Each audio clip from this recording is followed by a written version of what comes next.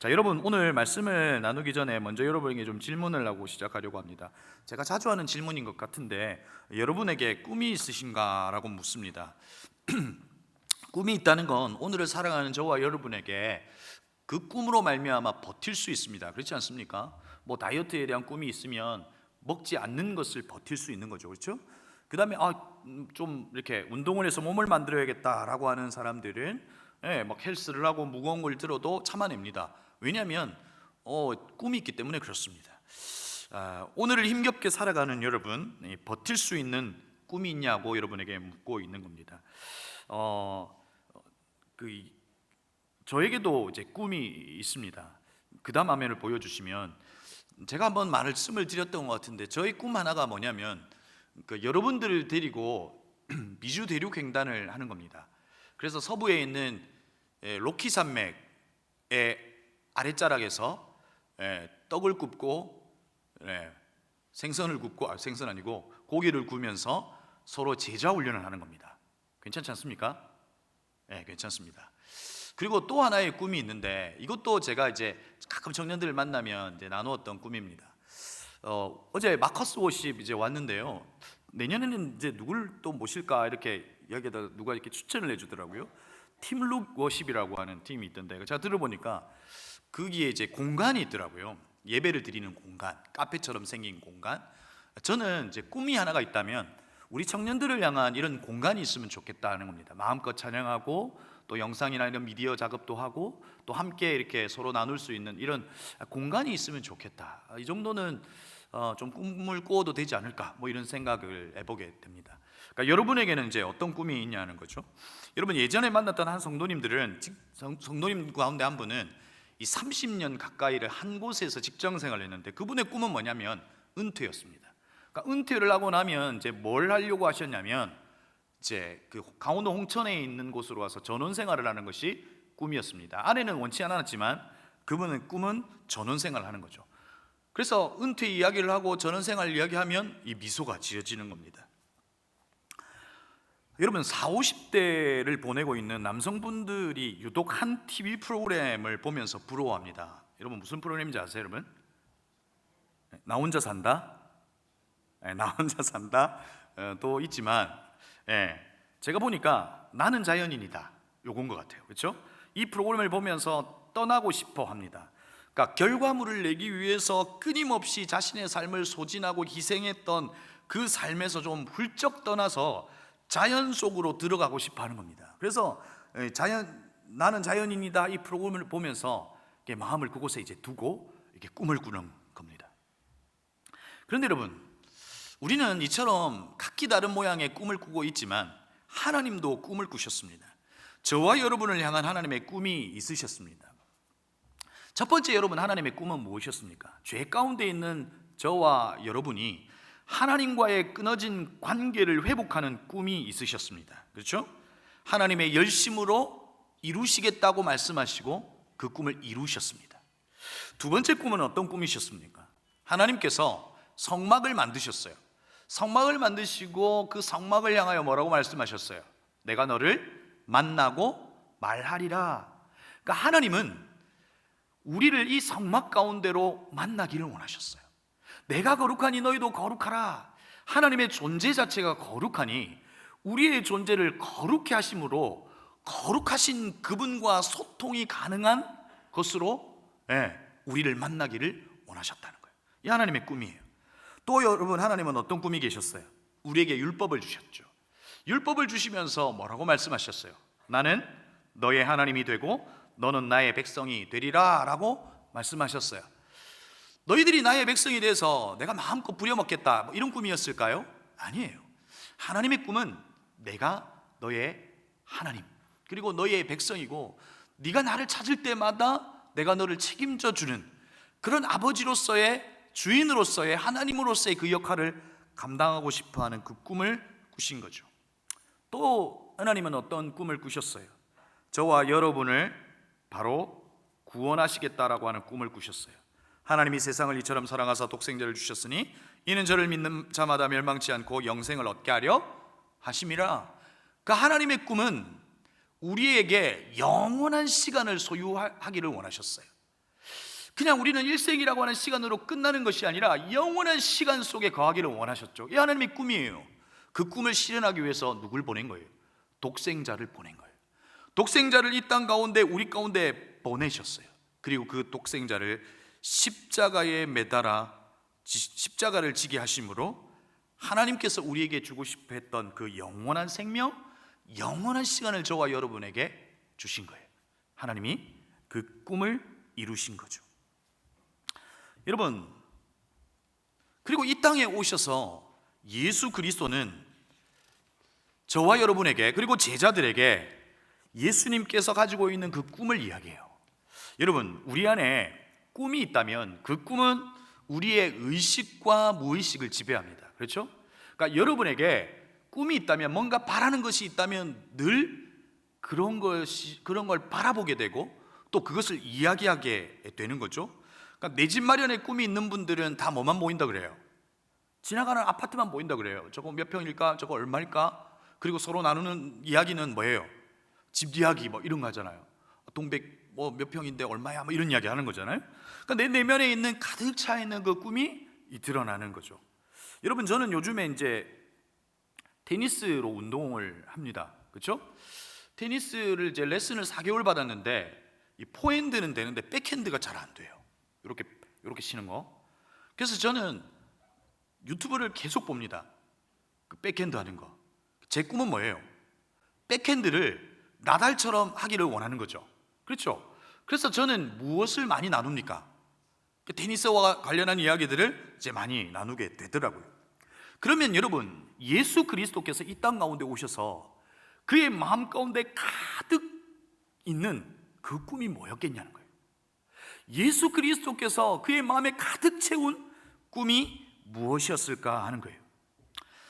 이것은 예수님의 시작과 예수님의 끝, 그리고 예수님께서 이 생애를 보내실 때 하신 말씀을 보면 알 수 있습니다. 여러분, 예수님께서 이 땅 가운데 오셔서 공생애를 시작하면서 처음 하셨던 말씀이 무엇이에요? 회개하라, 천국이 가까이 왔느니라 라고 말씀하셨어요. 그리고 예수님께서 승천하실 때에 승천하시기까지의 그 40일의 기간 동안 주님께서 하신 일들을 사도행전 1장 3절에 기록하죠. 그가 고난받으신 후에 또한 그들에게 확실한 많은 증거로 친히 살아계심을 나타내사, 부활하신 것을 나타내시고 40일 동안 그들에게 보이시며 하나님 나라의 일을 말씀하시니라. 여러분, 예수 그리스도는 이 땅 가운데 40일을 계시면서 그의 안에 가득 차 있는 꿈을 이야기한 거예요. 하나님의 나라를 이야기하고 있는 거예요. 그의 삶의 주제이기도 하고 그의 삶의 꿈이기도 하고 그의 삶의 전부이기도 한 그 하나님의 나라를 이야기하고 있는 거죠. 여러분, 그 오늘 하나님의 나라를 저와 여러분이 함께 나누어 보려고 해요. 오늘 우리가 보고 있는 이 마태복음 13장을 통해서도 예수님은 하나님의 나라를 이야기하죠. 하나님의 나라를 이야기하시면서 하나님의 나라를 이해하지 못하는 제자들과 무리를 향해서 하나님의 나라에 대한 이야기를 뭘로 이야기해요? 비유로 이야기합니다. 그렇죠? 그런데 여러분, 비유 속에 나타나 있는 하나님의 이야기는 마치 동화 속 이야기 같지 않으세요? 누룩 비유, 알곡과 가라지 비유, 감춰진 보화 비유, 오늘 말씀 가운데는 값진 진주 비유, 그물 비유, 그리고 그 뒤에 나오는 말씀 가운데는 새 것과 옛 것의 비유. 마치 동화 속 이야기인 것 같지만 그 이야기를 통해서 하나님의 나라를 설명해요. 그러면서 오늘 이 13장의 말미 가운데 제자들에게 이렇게 묻습니다. 이 모든 것을 깨달았느냐라고 묻습니다. 여러분, 동일하게 여러분에게도 묻습니다. 하나님의 나라가 예수 그리스도에게, 그리고 성경 전체의 주제인데 여러분은 하나님의 나라를 알고 계십니까? 제가 물었습니다. 여러분, 답을 한번 해보시면 좋을 것 같은데, 하나님의 나라를 알고 계시냐는 거예요. 이 모든 것을 깨달았느냐 묻고 있는 겁니다. 여러분, 오늘 이 시간을 통해서 제가 하나님의 나라에 대한 이야기는 여러 번 이야기를 좀 나누었던 것 같은데, 그 하나님의 나라가 어떤 곳인가라고 하는 것을 깨달을 수 있기를 바랍니다. 오늘 예수님께서 제자들에게 이 모든 것을 깨달았느냐라고 물으시는 그 질문이 오늘 우리의 질문이 될 수 있기를 바라요. 그러나 이 질문 앞에 제자들은 그러합니다라고 깨달았습니다라고 대답합니다. 그러나 실제 제자들은 그 하나님의 나라를 깨닫지 못했습니다. 오늘 우리는 이 질문 앞에 하나님의 나라가 어떤 곳인지, 그리고 어떻게 우리 가운데 임하는지, 그리고 어떻게 우리는 그 하나님의 나라를 꿈꾸며 살아가는지를 살펴보려고 합니다. 여러분, 예수님께서 꿈꾸시는 그 나라를 우리는 이제 함께 꿈꾸고 갔으면 좋겠는데, 오늘 우리가 보고 있는 이 말씀 가운데 있는 이 말씀은 우리에게는 이 말씀보다도 오히려 그 주일학교 때 불렀던 노래로 더 익숙합니다. 천국은 마치 밭에 감추인 보화, 땅속에 묻힌 아무도 모르는 보석. 보통 좀 센스 있는 청년들은 이런 거 따라합니다. 그리고 그 뒤에 그 보석 발견한 사람은 기뻐 뛰며 집에 돌아가. 집 팔고 땅 팔고, 그 다음 뭐죠? 냉장고 팔아. 당근에 팔았을까요? 냉장고 팔아 기어이 그 밭을 사고 말 거야.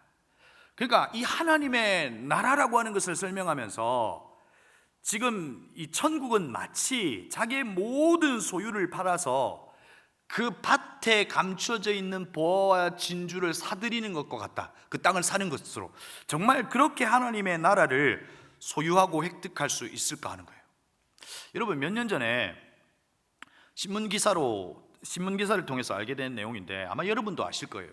이 한 포크레인 기사가 이제 뽕나무를 이쪽에서 이쪽으로 옮겨달라는 것 때문에 작업을 한 거예요. 근데 작업을 하다 보니까 무슨 큰 이제 통 같은 게, 플라스틱 통이 딱 걸리는 거죠. 그래서 이제 파서 보니까 이 검정색 봉지로 이렇게 쌓여져 있습니다. 그래서 이건 쓰레기인 줄 알고 그냥 쓰레기 더미와 함께 같이 파묻어 버렸어요. 그런데 시간이 지났는데 주인이 돈이 사라졌다고 포크레인 기사에게 이제 찾아오는 거죠. 그래서 이 포크레인 기사는 자신의 결백을 이제 밝히기 위해서 경찰에다가 신고를 합니다.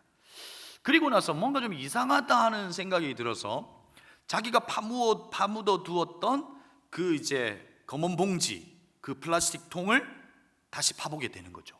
그랬더니 여러분, 그곳에 무엇이 들어 있었죠? 5만 원권 돈다발이 3억이 들어 있었습니다. 여러분은 놀라지 않습니다. 왜 그럴까요? 여러분, 3억이 들어 있는 거예요. 그래서 그렇게 해서 이 주변이 이제 마늘밭이었는데 마늘밭을 이제 파기 시작하고 했는데 그곳에서 여러분 돈이 얼마나 발견된 줄 아세요? 110억 7,800만 원이 발견됐습니다. 요 정도 되면 놀라십니까? 그죠? 이건요, 도박의 수익금의 일부를 묻어둔 거래요. 일부래요. 근데 여러분, 만약에 여러분에게 이와 같은 일이 생기면 여러분은 어떻게 하시겠어요? 저는 제가 만약에 포크레인 기사라면 저는 정말 정직하고 진실한 사람인데 제 마음 한켠에는 그걸 그냥 어떻게 할까? 한 몇 통 가져갈까? 아니면 그 밭을 사버릴까?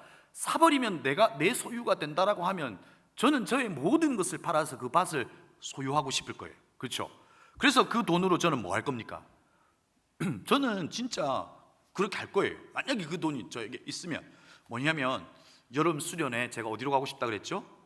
우리 청년들 모두를 하와이로 가는 겁니다. 와이키키 해변에서 말씀을 막 나누고, 그렇죠? 그 다음에 하와이에서 유명한 그 햄버거 같은 거 엄청 유명하다 하더라고요. 그런 게 막 그냥 점심 간식이고, 막 우리 있잖아요, 멕시카나 치킨 이런 거 말고, 그죠? 그죠? 그러면서 이렇게 탁 해변에 막 누워서 옆에 뭘 한 잔? 몰디브를 한 잔, 몰디브가 아닌데 아무튼 그거 있잖아요. 그런 거 한번 꿈꿔봐요. 저 같으면 그랬을 것 같다 하는 생각도 해보죠. 자, 그러면 뭐 이제 정말로 하나님의 나라라고 하는 것을 이와 같이 그 밭을 사고 하는 것으로 소유하고 획득할 수 있는가 하는 것이죠. 근데 오늘 우리 본문의 이 말씀을 좀 이해하기 위해서는 두 가지를 해결해야 합니다. 첫 번째는 왜 이와 같은 비유를 드셨는가 하는 거예요. 여러분, 당시 그 지역에서는 전쟁과 같은 어떤 위협을 피하기 위해서 어디 먼 곳으로 갔다 그래요. 그러면서 자기에게 있는 어떤 보석이라든지 귀중품 같은 거를 땅 깊숙한 곳에다가 파묻어 놓았다 그래요.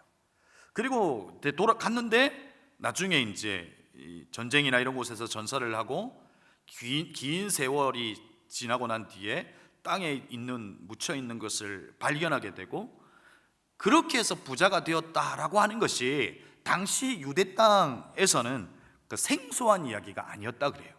그러니까 예수님께서 이 비유를 말씀하실 때에 이것을 듣고 있는 당시 그 팔레스타인 지방에 있는 무리들과 제자들이 좀 이해를 할 수 있는 그런 비유였다 하는 것이죠. 그런데 이제 두 번째 해결해야 될 것이 있는데, 왜 재산을 팔아 땅을 사는 것으로 하나님의 나라를 이야기하셨을까 하는 거예요. 여러분, 우리는 파는 행위에 대해서 한번 살펴봐야 돼요. 재산을 팔 때 반드시 취해야 할 조치가 있죠. 그게 뭐냐면 소유권 이전 등기를 하는 거예요. 그러니까 소유권을 이전하고 하는 거예요. 근데 이 조치에 필요한 이 중요한 의미는 판 재산이 판매자의 소유가 아니라 매입자의 소유가 되어버리는 거죠. 그렇죠?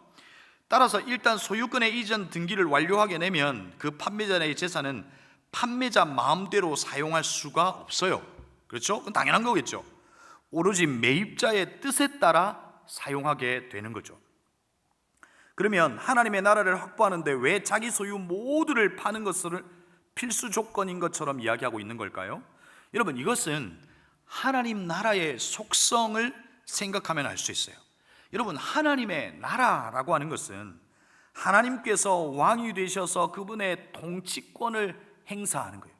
그분이 온전히 다스리시는 나라가 하나님의 나라라고 이야기할 수 있는 거예요. 그런 의미에서 하나님의 나라를 이 보화의 비유로 설명하고 있는 거예요.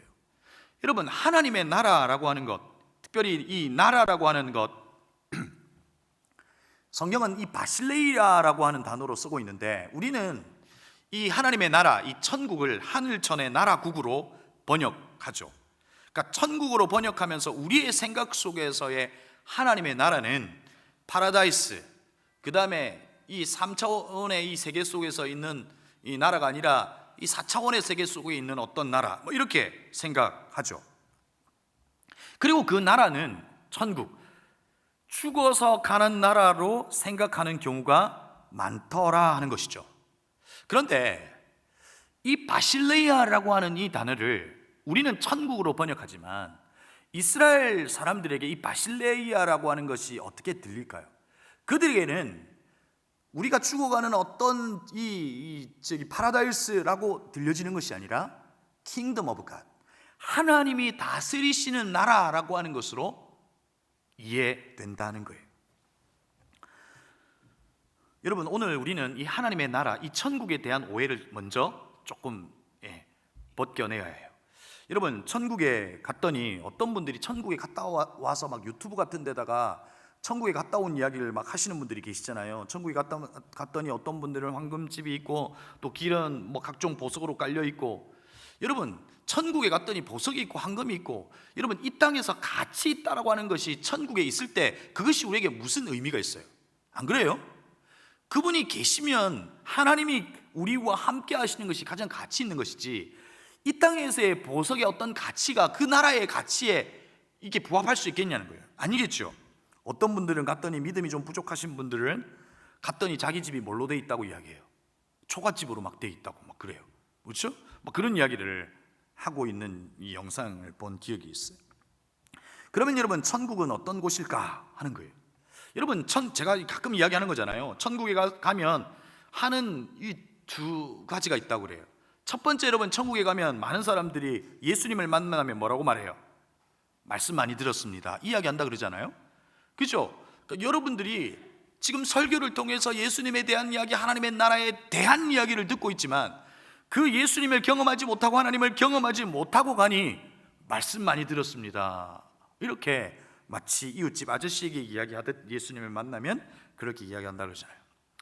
두 번째는 천국에 가면 모두가 고백하는 고백이 있다 그래요. 이럴 줄 알았으면 더 잘 믿고 올 걸이라고 하는 고백을 한다는 것이죠. 우리가 생각하는 그 이상이 하나님의 나라 천국이다라고 하는 이야기를 하는 거죠. 근데 여러분, 여기까지만 생각해 보면 천국은 죽어간 나라라고 지금 제가 이야기하고 있는 겁니다. 근데 여러분, 성경의 가르침 속에서의 천국은 죽어서 획득할 수 있는 나라일까요? 아니죠. 천국은 죽어서 주어지는 나라가 아니라는 거예요. 죽음이라고 하는 것은 하나의 통로일 수 있겠죠. 하나님의 나라로 가는. 그러나 그 하나님의 나라는 믿음으로 주어지는 나라죠. 여러분, 예수를 알지 못했던 이들이 예수 그리스도를 믿고 예수님께서 예수를 믿는 이들에게 뭐라고 말씀하셨어요? 하나님의 나라가 너의 가운데 임하였느니라 라고 말씀하세요. 하나님의 나라가 죽어서 주어질 거야, 조금만 버텨, 이렇게 말씀하신 것이 아니라 지금 여기 너희에게 하나님의 나라가 있다라고 말씀하세요. 여러분, 예수님께서 산상수훈을 통해서 마태복음 5장 3절에서 처음으로 하신 말씀이 뭐예요? 심령이 가난한 자는 복이 있나니 천국이 그들의 것이며. 여러분, 이것을 원문과 가까이 해석한 메시지 성경은 이 부분을 이렇게 번역하죠. 벼랑 끝에 서 있는 너희는 복이 있다. 여러분, 벼랑 끝에 서 있는데 어떻게 복이 있습니까? 여러분, 이 말의 그림 언어는 이런 겁니다. 벼랑 끝에 서서 그 어떤 것도 붙잡을 수 없는 상태에서 예수를 붙잡는 너희에게 뭐가 있다는 거예요? 천국이 있다는 거예요. 다시 말하면 예수 그리스도를 믿는 믿음 안에서 천국이 주어진다는 거예요. 예수 그리스도를 믿는 믿음은 언제 주어요? 저요. 생명이 있는 동안, 우리의 일생에 있는 동안 그 믿음을 통해서 하나님의 나라가 우리 가운데 주어진다는 거예요.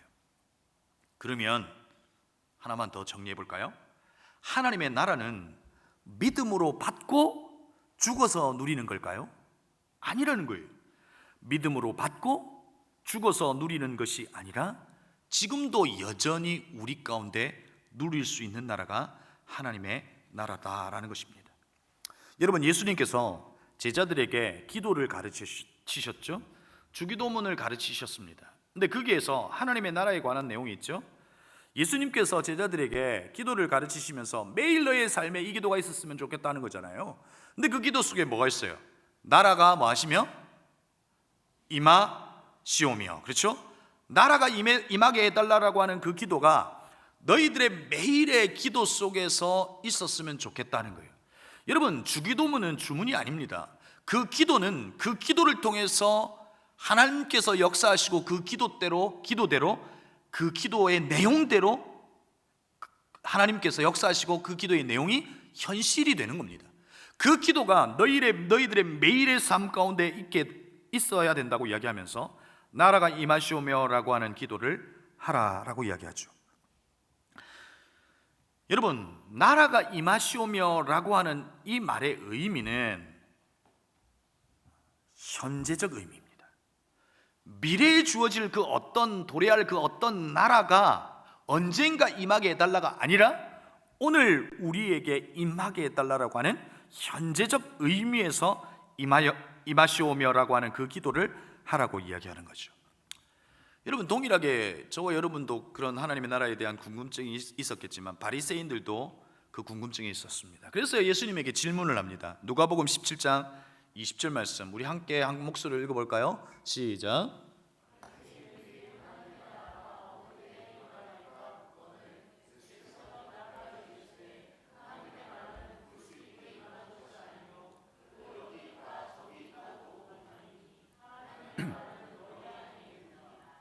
여러분, 하나님의 나라는 볼 수 있게 임하는 것이 아니요 또 여기 있다 저기 있다고 못하리니 하나님의 나라는 너희 안에 있다라고 말씀하세요. 여러분, 이 말씀의 1차적인 의미는 뭐예요? 예수님께서 지금 무리들 가운데서 말씀하시는 거잖아요. 그러면서 하나님의 나라는 너희들 안에 있다 이렇게 이야기하는 건 어떤 의미예요? 야, 너희들 속에 하나님의 나라가 있다 이런 의미일까요? 그런 의미가 아니라 첫 번째 의미는 너희들 가운데 하나님의 나라인 나 예수 그리스도가 하나님의 나라라는 의미예요. 자, 이해가 되셨어요? 하나님의 나라가 너희 안에 있느니라 나 예수 그리스도가 하나님의 나라라. 그러니까 다시 말하면 하나님의 나라는 예수 그리스도를 통하여 주어지는 나라라는 것이죠. 자, 그 다음에 두 번째 의미는 무엇이냐면 너희 안에 있다라고 하는 이 말의 의미는 우리의 개인 가운데 예수 그리스도를 믿는 우리의 개인 가운데 그리고 너희들 이 공동체 가운데 하나님의 나라가 있다라고 이야기하고 계신 거예요.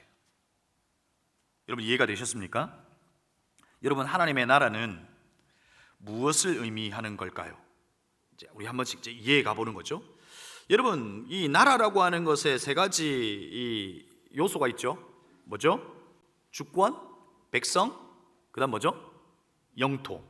이 세 가지가 빠지면 그 중에 하나라고 빠지면 나라가 될 수 없어요. 우리는 그 일제 강점기를 통해서 그 나라가 어떤 의미인지를 몸으로 깨달았죠. 근데 성경이 말하는 나라는 물리적 장소나 영토의 개념에서 이야기하고 있는 것이 아니에요. 앞에서도 이야기했듯이 이 바실레이아라고 하는 것은 통치의 개념으로 이해할 수 있다는 거예요. 하나님이 다스리시는 나라를 바로 하나님의 나라로 이야기하고 있다는 거죠. 마태복음 12장 28절에서 귀신을 쫓아내시고 무엇이라고 선포하셨냐면 이렇게 선포하시죠. 이것도 한번 같이 읽어볼까요? 그러나 내가 하나님의 성령을 힘입어 귀신을 쫓아내는 것이면 하나님의 나라가 이미 너희에게 임하였느니라. 여러분, 무엇을 이야기하고 있는 겁니까? 너희들은 귀신의 다스림을 받았다는 겁니다. 그러나 하나님의 나라가 임하면 귀신의 힘을 입는 것이 아니라 성령의 다스리심, 성령 하나님의 다스리심이 있다는 겁니다. 바로 그 나라가 하나님의 나라라는 것입니다. 여러분, 제가 이번 그 새벽 겨울 수련회 때도 이야기했지만 존 오트버그가 쓴 내가 구원받았는지 어떻게 알 수 있는가라고 하는 그 책에서 이 복음을 이렇게 정의합니다. 그러니까 하나님의 나라라고 하는 것은 복음을 통해서 우리 가운데 임했죠. 그렇죠? 예수 그리스도의 그 복된 소식이 우리 가운데 들려질 때 그것을 믿는 믿음 안에서 하나님의 나라가 우리 가운데 임한 거잖아요. 그러니까 이미 우리 가운데 주어진 거잖아요. 그런데 그 복음을 소유한 저와 여러분에게 있어야 할 일이 있다고 이야기하죠. 같이 한번 읽어볼까요? 시작.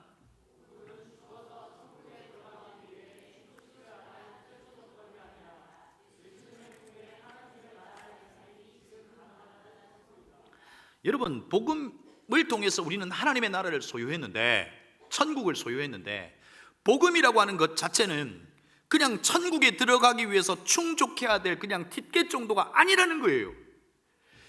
그냥 그렇게 우리는 이렇게 살다가 나중에 그냥 천국 가고 그런 것으로 만족하는 것이 아니라 지금도 여기에 하나님의 나라가 있음을 알고 그 하나님의 나라의 삶이 지금도 여전히 그 복음으로 가능하다라고 하는 삶을 살아내기를 원하시는 거예요. 그래서 우리의 삶을 통해서 하나님의 나라가 여전히 우리의 삶 속에 여기 있다라고 하는 것을 드러내기를 원하는 거예요. 복음의 능력 가운데. 자, 그러면 또 하나의 질문으로 하나님의 나라가 어떤 또 의미 있는지 한번 살펴볼까요? 그러면 하나님의 나라는 여러분 어떻게 존재할까요? 내가 믿음으로 복음으로 살아내면 하나님의 나라가 여러분에게 뚝 떨어져요? 여러분, 하나님의 나라는 내러티브로 존재합니다. 하나님의 나라는 이야기로 존재한다는 겁니다. 여러분, 하나님의 나라라고 하는 것은 저와 여러분 그리고 이 공동체가 바라보아야 될 방향이에요. 그리고 하나님의 나라가 임했다라고 하는 그 이야기는 하나님의 나라는 바로 이야기로 존재한다는 거예요. 무슨 말인지 아시겠어요? 우리가 그 복음을 들고 살아가는 그 삶 가운데 하나님과 우리 사이에, 그리고 우리가 살아가는 삶 가운데 하나님과 우리 사이에 그 이야기가 하나님의 나라가 임한 일이다 하는 거예요. 이 세상의 가치와 방식이 아니라 하나님 나라의 가치와 방식과 문화로 살아낼 때 그 안에 새로운 질서와 회복이 일어나는 그 사건, 그 이야기가 하나님의 나라가 임한 것이다, 이렇게 말할 수 있는 거예요. 이해가 되세요? 이해가 돼야 되는데, 어저께 마커스가 이제 한 찬양 가운데 그 세 번째 불렀던 이 찬양 있잖아요. 이유?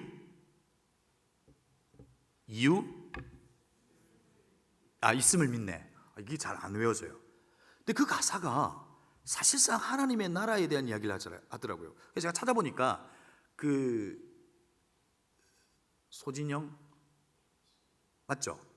네, 은혜샘물교회는 이진영, 마커스는 소진영. 그 소진영 씨가 이제 작사를 누가 했는지 내가 좀 궁금해서 봤더니 이영이라고 하는 분인데 그분이 소진영 씨의 남편이시더라고요. 네, 그래서 근데 그 가사의 내용이 여러분 어떤 내용이 있어요? 날 뒤흔드는 고난 속에 깊이, 이 깊이라고 하는 단어를 이영이라고 하는 분의 작곡의 내용에 보면 많더라고요. 그러니까 깊이 잠기지 않고 나를 만드실 서사 속에 깊어지길 원하네. 주의 발자국 위에 나의 걸음을 얻네. 여러분, 제가 시간을 두 종류로 이야기했죠. 크로노스와 카이로스를 이야기했어요. 크로노스는 그냥 횡적으로 흘러가는 어떤 그냥 시간이에요. 근데 카이로스는 그 시간 속에서 벌어진 이야기예요. 믿음의 고백 속에서 일어난 이야기가 바로 크로노스예요. 우리의 인생들에게 바로 그 크로노스가 있기를 원한다는 거예요. 그래서 이 이영 씨가 이 가사의 내용 속에 나를 만드실 서사 속에 깊어지길 원하네. 이 크로노스는, 카이로스는 깊어지는 이야기예요. 하나님과 우리의 관계 속에서 깊어지는 이야기예요. 그런데 그 이야기는 어떻게 쓸 수 있냐고요?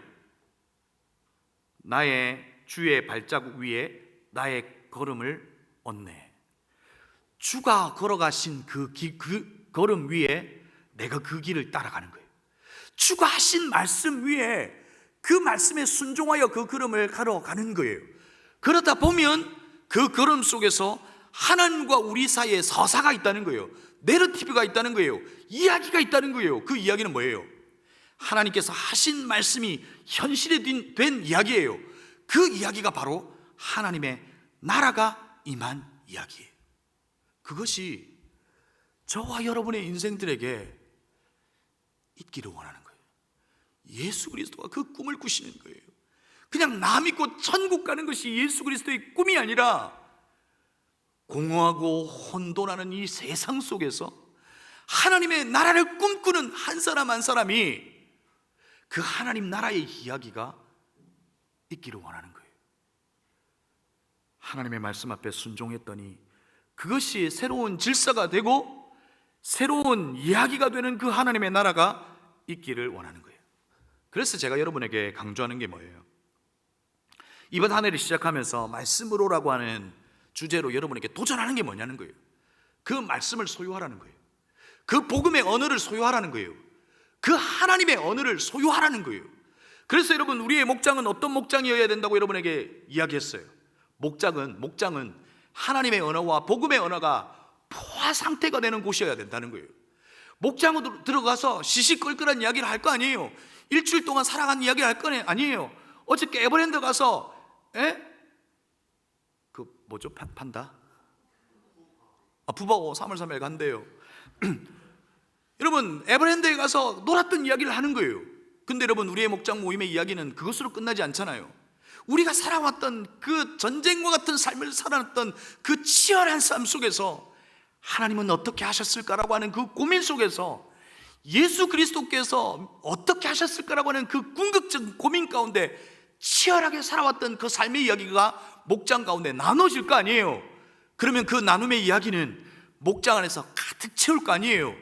그 가득 채워진 그 이야기는 복음이잖아요. 그 이야기는 하나님의 언어잖아요. 그 이야기는 복음의 언어잖아요. 목장 가운데 그것이 가득 채워지는 거예요. 그러면 그 복음의 포화 상태 가운데 우리는 물들어가죠. 그리고 그것을 소유한 저와 여러분이 어디로 가서 살아가는 거예요? 세상에 던진 바 되잖아요. 세상 속에 뿌려진 이 디아스포라로 이 세상 속에서 살잖아요. 근데 뭘로 사는 거예요? 그분의 말씀으로 사는 거잖아요. 함께 나누었던 그 복음의 언어로 살아내보는 거잖아요.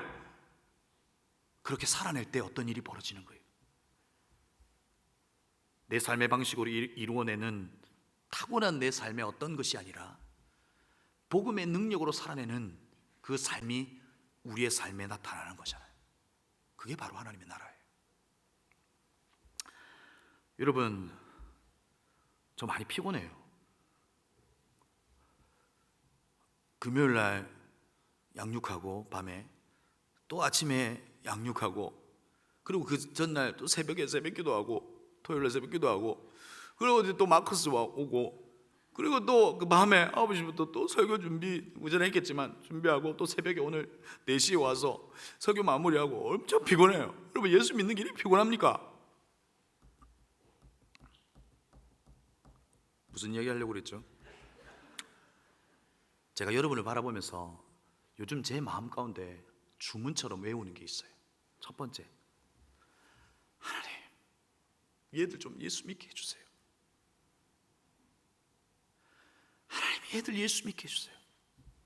두 번째, 하나님, 얘들이 피곤해 보여요.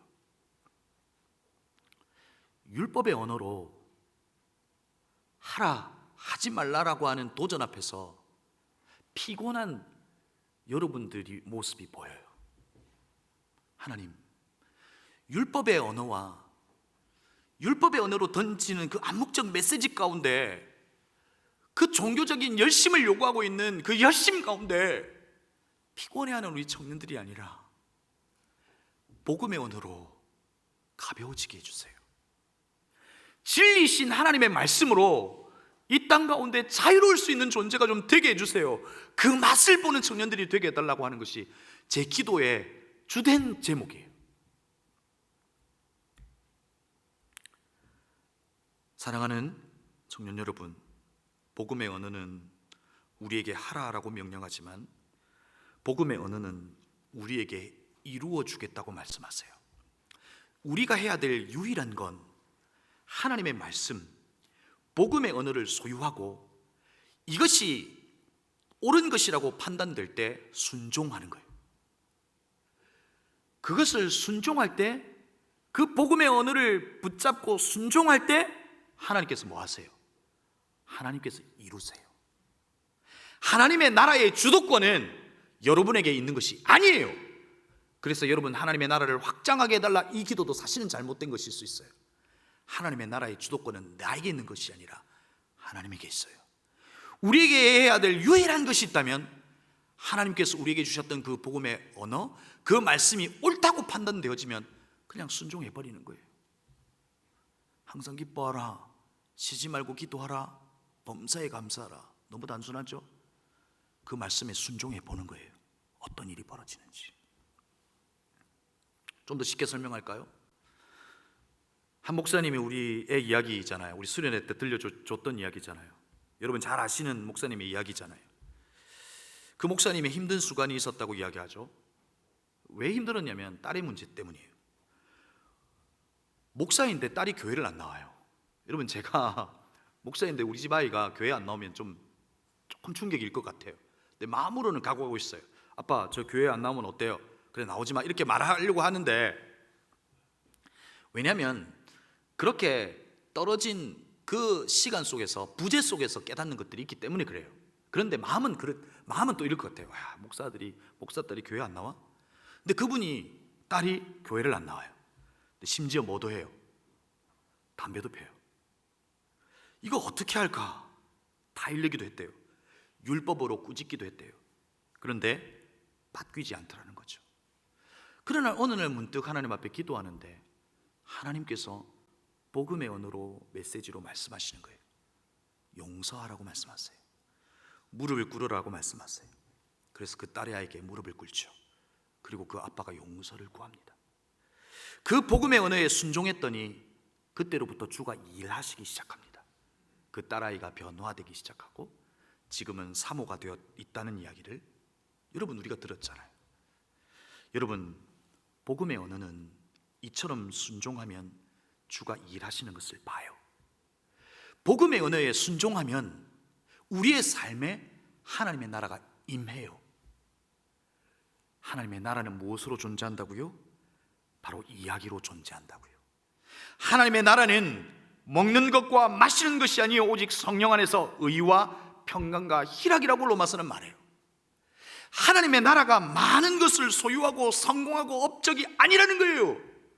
하나님의 나라는 성령 안에서 온전한 다스림 속에서 그의 의와 평강과 희락이라고 이야기해요. 고린도전서는 또한 뭐라고 말해요? 하나님의 나라는 말에 있지 않고 오직 능력에 있다고 이야기해요. 여러분, 이 능력이라고 하는 두나미스는 어떤 파워와 힘을 가지고 장악해버리는 것이 아니에요. 여기서 말하는 능력은 그분의 말씀을 따라 순종할 때 나타나는 능력이에요. 도저히 사랑할 수 없는 사람 앞에 무릎을 꿇고 용서해버리는 것을 통해서 나타나는 것이 능력이라고 이야기해요. 사랑하는 청년 여러분, 여러분 안에 이 하나님의 나라가 있기를 바랍니다. 이 하나님의 나라의 능력이 저와 여러분에게 나타날 수 있기를 바랍니다. 혹여나 뜻밖의 일을 만나고 고통 가운데 있는 이들이 있습니까? 도저히 아무것도 할 수 없는 상황 가운데 고통하며 신음하며 있는 이들이 있습니까? 여러분, 그것이 하나님의 나라가 임하는 것일 수 있다는 겁니다. 어떤 믿음의 반응을 따라서 뜻밖의 일을 만나는 그 자리가 하나님의 나라를 경험하는 그 자리가 될 수 있다는 겁니다. 상실을 경험하셨어요? 마치 모든 것을 잃어버린 것처럼 느껴지는 그 상실감 가운데 있는 분들이 계세요? 바로 그곳에 하나님의 나라가 임할 수 있다는 겁니다. 하나님의 말씀 앞에서 순종할 때 그곳에 하나님의 나라가 임하고, 그 말씀 앞에 순종할 때 하나님의 능력이 나타나고, 하나님의 나라의 이야기는 여전히 여러분에게 진행될 수 있다는 겁니다. 그 하나님의 나라의 이야기가 저와 여러분의 삶 가운데 가득하기를 바랍니다. 율법의 언어가 아니라 복음의 언어로 살아낼 때 그 하나님의 나라의 이야기가 우리 안에 가득 담겨질 수 있기를 바랍니다.